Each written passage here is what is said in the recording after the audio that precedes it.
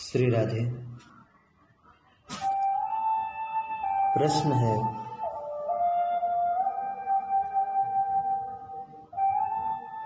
कि कैसे चलने की आदत डालें। एक स्टोरी आपको सुनाऊं। एक सम्राट के दरबार में एक आदमी ने आकर कहा कि मैं स्वर्ग से कपड़े ला सकता हूं, वह भी सिर्फ आपके लिए। उस सम्राट ने कहा, स्वर्ग के वस्त्र सुना नहीं कभी, देखे नहीं कभी। उस आदमी ने कहा कि मैं ले आऊंगा उन्हें। फिर आप देख भी सकेंगे और पहन भी सकेंगे, लेकिन बहुत पैसे खर्च करने पड़ेंगे। करोड़ों रुपये, कई करोड़ रुपये खर्च हो जाएंगे, क्योंकि रिश्वत की आदत देवताओं तक को पहुंच गई है। जब से ये दिल्ली के राजनीतिज्ञ मर मर कर स्वर्ग पहुंच गए, तब से रिश्वत की आदत भी वहां तक पहुंच गई। वहां भी रिश्वत जारी हो गई है, क्योंकि देवता कहते हैं हम आदमियों से पीछे थोड़ी ना रह सकते। और यहाँ तो 5 रुपए की रिश्वत चलती है, वहां तो करोड़ों रुपयों से नीचे में बात ही नहीं होती, क्योंकि देवताओं का लोग है। सम्राट ने कहा, कोई बात नहीं, लेकिन धोखा देने की कोशिश मत करना। करोड़ों रुपये देंगे तुम्हें, लेकिन भागने की कोशिश मत करना, नहीं तो मुश्किल में पड़ जाओगे। उसने कहा, भागने का कोई सवाल नहीं, महल के चारों ओर पहरे करवा दिया जाए, मैं महल के भीतर ही रहूंगा। क्योंकि देवताओं का रास्ता सड़कों से होकर नहीं जाता, वो तो आंतरिक यात्रा है, अंदर की है।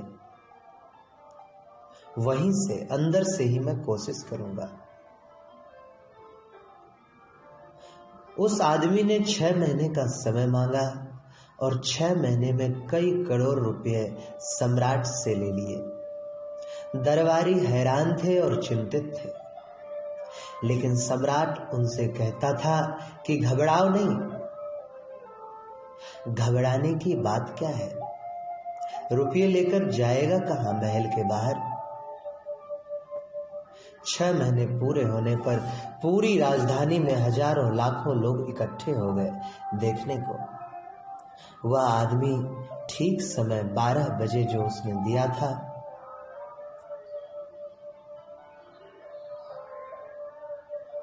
फिर वह आदमी एक बहुमूल्य पेटी लिए हुए महल के बाहर आ गया।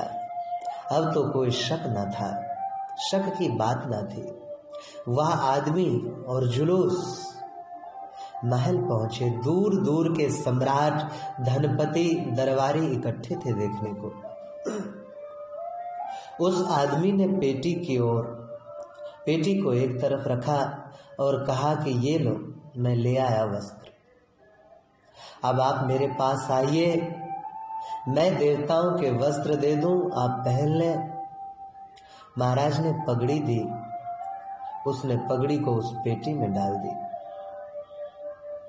वहां से खाली हाथ बाहर निकाला और कहा, महाराज यह पगड़ी दिखाई पड़ती है? हाथ में कुछ भी नहीं था। महाराज ने गौर से देखा और उस आदमी ने कहा, ख्याल रहे, देवताओं ने चलते वक्त कहा था मुझसे कि ये पगड़ी और कपड़े सिर्फ उसी को दिखाई देगा जो अपने ही बाप से पैदा हुआ हो। उस सम्राट ने यह सुनते ही कहा, हाँ हाँ दिखाई पड़ते हैं, क्यों दिखाई नहीं पड़ेंगे, बड़ी सुंदर पगड़ी है। ऐसी सुंदर पगड़ी ना तो कहीं देखी है ना कहीं सुनी है। दरबारियों ने सुना, किसी को भी पगड़ी दिखाई नहीं पड़ती थी, होती तो दिखाई पड़ती, लेकिन दरबारियों ने देखा। उस वक्त यह कहना कि नहीं दिखाई पड़ती, व्यर्थ ही अपने मरे हुए बाप पर शक पैदा करवाना है। हमें इससे क्या फायदा है, पगड़ी से हमको क्या लेना देना। वे भी तालियां बजाने लगे और कहने लगे, धन्य महाराज, धन्य, पृथ्वी पर ऐसा अवसर कभी नहीं आया, ऐसी पगड़ी कभी नहीं देखी गई। एक एक आदमी अपने मन में सोच रहा था कि बड़ी गड़बड़ बात है, लेकिन उन्होंने देखा कि सारे लोग कहते हैं कि पगड़ी है, तो उसने सोचा कि हो सकता है अपने बाप गड़बड़ रहे हो, लेकिन यह किसी से कहने की बात नहीं है। अपने भीतर जान लिया वो ठीक है, अब राज अपने घर में रखो। जब सारे लोग कहते हैं तो ठीक ही कहते होंगे।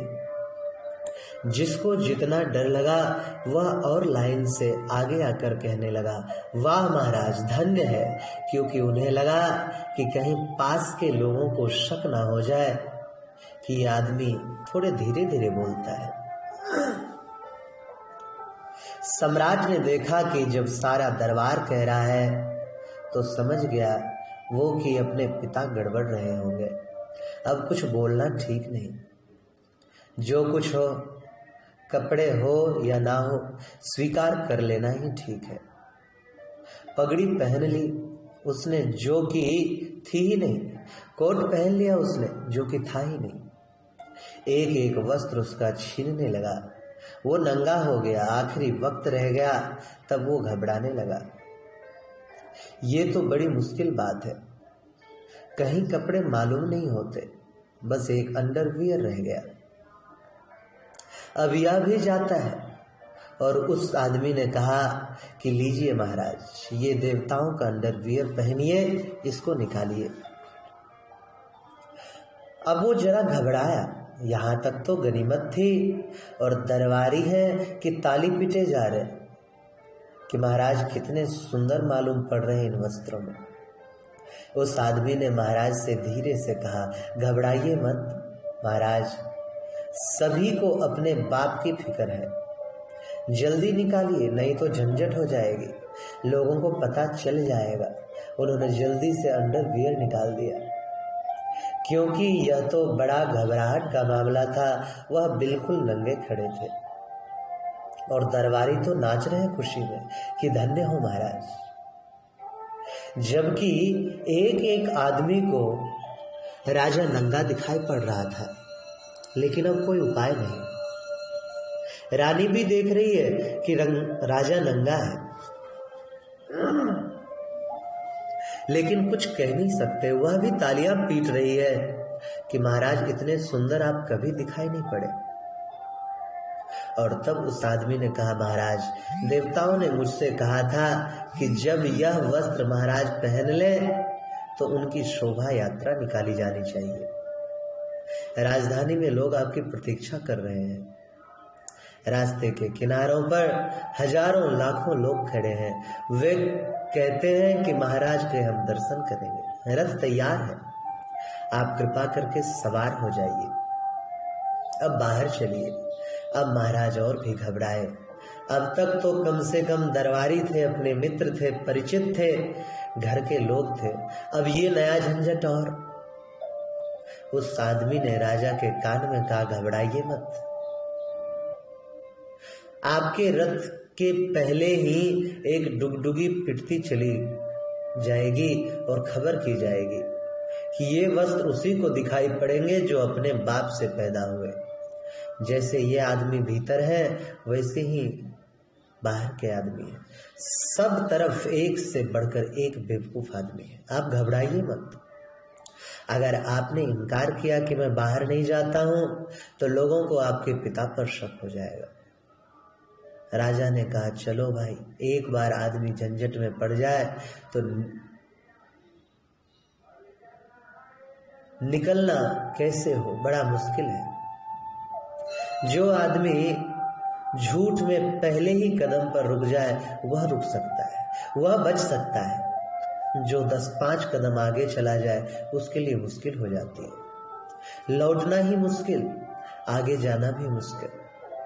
उस बेचारे गरीब सम्राट को नंगा जाकर रथ पर खड़ा होना पड़ा। उसके सामने ही डुगडुगी पिटने लगी कि ये वस्त्र महाराज के सुंदर वस्त्र देवताओं के वस्त्र हैं। ये वस्त्र उन्हीं को दिखाई पड़ेंगे जो अपने ही बाप से पैदा हुए हैं। और सबको वस्त्र दिखाई पड़ने लग गए। एक प्रशंसा होने लग गई। गांव में खबर तो पहले से ही पहुंच गई थी। वे सब लोग तैयार थे कि अपने बाप की रक्षा करनी है और वस्त्र भी देखने। वस्त्र तो दिखाई नहीं पड़ते, राजा नंगे हैं। लेकिन सारा जन समूह कहने लगा कि ऐसे सुंदर वस्त्र सपने में भी नहीं देखे। लेकिन कुछ छोटे बच्चे अपने बापों के कंधे पर चढ़कर आ गए थे। वे अपने बाप से कहने लगे, पिताजी राजा नंगा है। उनके पिताजी ने कहा, चुप ना समझ, अभी तेरा ज्ञान कम है, अभी तेरी उम्र कम है। ये बातें अनुभव से आती हैं, बड़ी गहरी बातें हैं। जब मेरी उम्र का हो जाएगा तब अनुभव मिल जाएगा, तब तुझे वस्त्र दिखाई पड़ने लगेंगे। ये बड़े अनुभव से दिखाई देते हैं। जो बच्चे चुप नहीं हुए, उनके बापों ने उनका मुंह बंद करके पीछे खिसक गए। क्योंकि बच्चों का क्या भरोसा, आसपास के लोग सुन लें कि उस आदमी के लड़के ने यह क्या कहा है। हमेशा भीड़ के भय के कारण हम असत्यों को स्वीकार करके बैठे रहते हैं। भीड़ का भय, जिसको हम सत्य मानकर बैठे हैं, क्या वह सत्य है या फिर भीड़ का भय है जो कि चारों तरफ के लोग क्या कहेंगे। चारों तरफ के लोग जो मानते हैं वही हम भी मानते हैं। एक तरफ आप कहते हैं कि हमें सत्य चाहिए और दूसरी तरफ यह ढोंग। ऐसे लोग सत्य की खोज में कभी नहीं जा सकते। जो भीड़ को स्वीकार कर लेते हैं, सत्य की खोज भीड़ से मुक्त होने की खोज है। क्योंकि भीड़ एक दूसरे से भयभीत है। जिससे आप भयभीत हैं वो आपसे भयभीत है। यह कहानी भेड़ चाल की ओर इशारा करती है। हम भी वही मान लेते हैं जो भीड़ मान लेती है। जागो, गलत चीजों के प्रति संभालो, भेड़ चाल में शामिल होना बंद करो। 10 लोगों ने जो कहा उसे सत्य मान लिया। नहीं, खोजो उस सत्य को।